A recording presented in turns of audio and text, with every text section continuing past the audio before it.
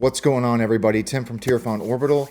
This is going to be a little bit of a more in-depth demo video walkthrough for a Sister Wen. For some reason, I've been calling them the Sister Wren this whole time.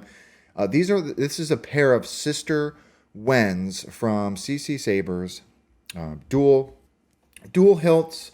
They do have a coupler, but they are curved. So the install and the chassis design process for these two hilts was a little bit of a challenge. Okay, they are known to not have much space on the internals. So it was a little bit of a challenge, again, to figure out a chassis solution. So far as I know, Jeremy from CCSabers is the only other installer that has done a chassis and an install on the Sisters from CCSabers. I actually contacted Jeremy about had some questions about his install, and he was there to commiserate with me during this particular design process. But I didn't want to necessarily copy exactly, what his process was on the install. I wanted to do things a little bit differently. I wanted to, make my life more difficult is what I really wanted to do with this install. So my approach is a little different than his. So yeah, again, there's not a lot of space to work with, but I think we achieved what I wanted to. I wanted to make sure that we had board access through the pommel. We needed to have a recharge port because the battery does live in this particular hilt. So you need an external charging port. And I did want a kill switch as well. So we were able to jam all of that down in the pommel. This is an 18350 setup. Initially, I thought I might try to go with something a little bit bigger, but there's just not a lot of room in these hilts. So stuck with an 18350. To the client, just so you're aware, you're not going to have as much run time on an 18350 as you will with our typical like 18650 or 21700s. So just keep that in mind. But that is also why it's convenient to have the recharge port at the bottom. That way you can just plug them in and recharge them on the go whenever you need to, right? So with all of that out of the way, let's talk about the chassis first, and then we'll do our demo and we'll get all of that out of the way, right? So let's come into Fusion. I've done a little bit of an exploded view of my chassis for this install just to help with some visualizing where everything goes, right? So we'll start at the bottom. So the first thing about this hilt, it is a curved hilt. Also in the pommel, it's not a circular chamber in the pommel. So, my first process was to get a speaker pod designed. I knew we would have to have a removable pommel and a speaker that would live in that pommel. The pommel is not circular, so it's like an oblong shape. So that was a little bit of a challenge. The cap to the speaker pod, this is the client's name, Rachel. This is in Sith text, and that just sits and it's glued on top of the speaker pommel, or speaker pod rather. We've got a 2-rail speaker pod PCB from Stock Custom Works that sits in this chamber, in this hole, and that lives in the pommel. This whole thing lives in the pommel. So then the next challenge, okay, so the way that this chamber inside of the hilt works, and I'll go over this a little bit more in detail when we look at the hilts up close. The internals are not curved. They both chambers actually do go straight. However, the outside of the hilt is angled.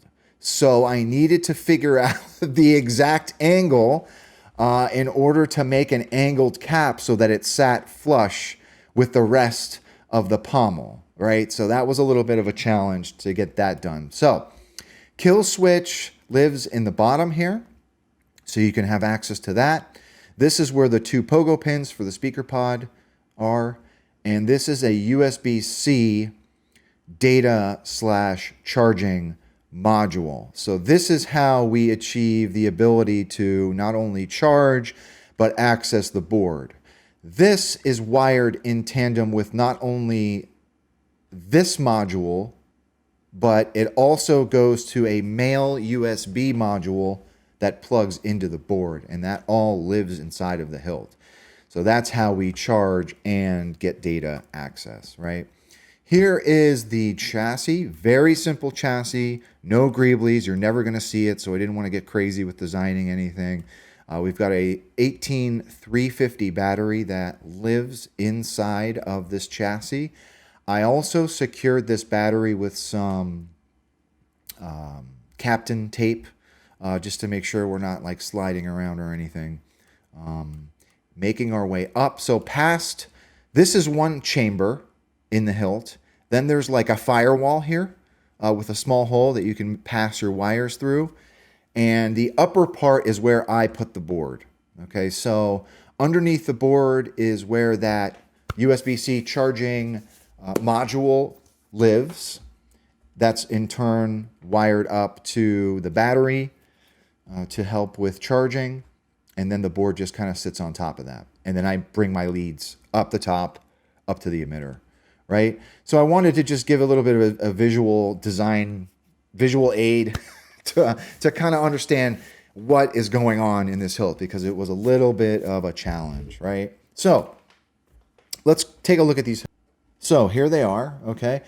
These I have been affectionately calling the Tim Burton Tim Burton hilts. Well, it really just like reminds me of the sandworm from Beetlejuice, and it just looks like something Tim Burton would design. Anyway, here they are, small. They're small, right? I mean, I do have giant hands. I don't know what's been going on with me lately. I really just prefer a smaller form factor hilt. They feel so good in my hand. I really like that. I've just been migrating towards a smaller grip. So yeah, I really like that, the form factor, even though they're small, right? So, like I said, they are curved, but this chamber is straight and this chamber is straight. And you've got like that wall that's in the middle here. Yeah, really unique setup. A bit of a challenge to install for. Let's talk about how to use it really quick. So I'm going to take the pommel off. To get the pommel off, so for the demo, there is a screw here on top. I took that out for the demo. And there are 2 screws at the bottom. So you want to unscrew these hex screws.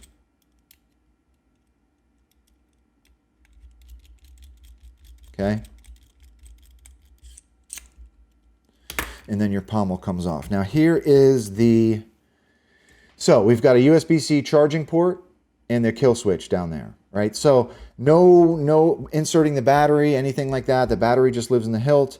If you need to charge, you just plug into USB-C there, right? So to put your pommel back on, you want to obviously just screw those set screws back in, right? Let's make sure I turned it on. Did I turn it on?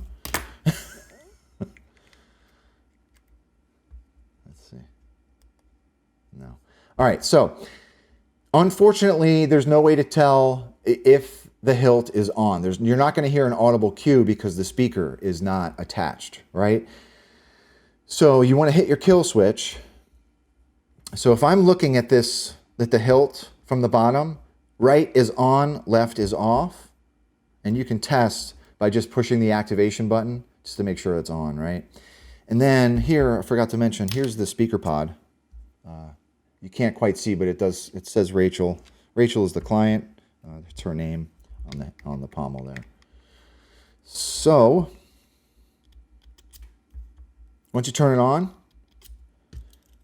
screw your set screws back in.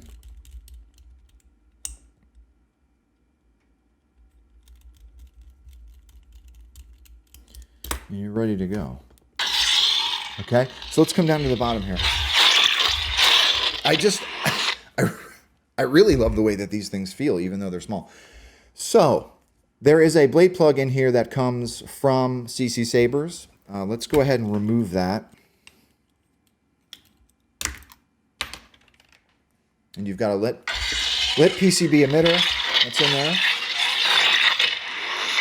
there. Twist to activate and twist to deactivate are on. So the top button is your main, bottom is your aux. To switch through fonts, you just hit your aux button while it is off. I put the majority of just like Sith or Inquisitor fonts on this for the client. I mean, it sounds surprisingly good too.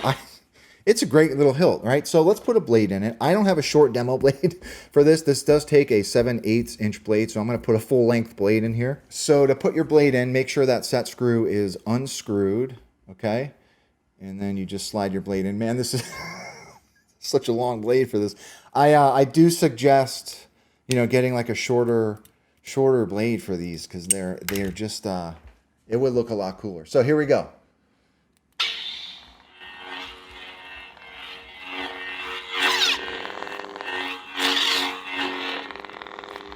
Let me tighten my blade a little bit more here. There we go. Yeah, really cool. Really cool. Inquisitorious. You're not pressed by time. Yeah, really, really cool feeling hilts.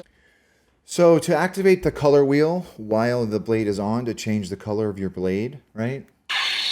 You want to hold down aux and tap main. And then Orange, red, dark orange. when you find a color you like, you tap main again. And it'll stick with that color. Yeah, really, really cool. Really, really unique hilts. I really like the way that they feel in hand, actually, even with that smaller form factor. Yeah, so like I said, the only challenge on this one was really just figuring out what to do with the chassis, but I think we accomplished that. So to the client, thank you very, very much for trusting me with your install. To the viewers, everyone, thank you very much for watching. If anyone has any questions about this chassis, just as a sidebar, a lot of people have been asking if my chassis are available for purchase. I have not yet made the decision to move forward with that just yet. Sometime in the future, I might open up like a Shapeways or something to make some of these available to people, because I know that like there are just some hilts that don't have a lot of chassis designs for them, and I think the Sister Wens is one of them. So anyhow, it's on the horizon. I'm still, you know, navigating that and thinking about it. But until then, if anyone has any questions, please don't be a stranger. And with that being said, may the force be with you always. Thanks for watching, everybody.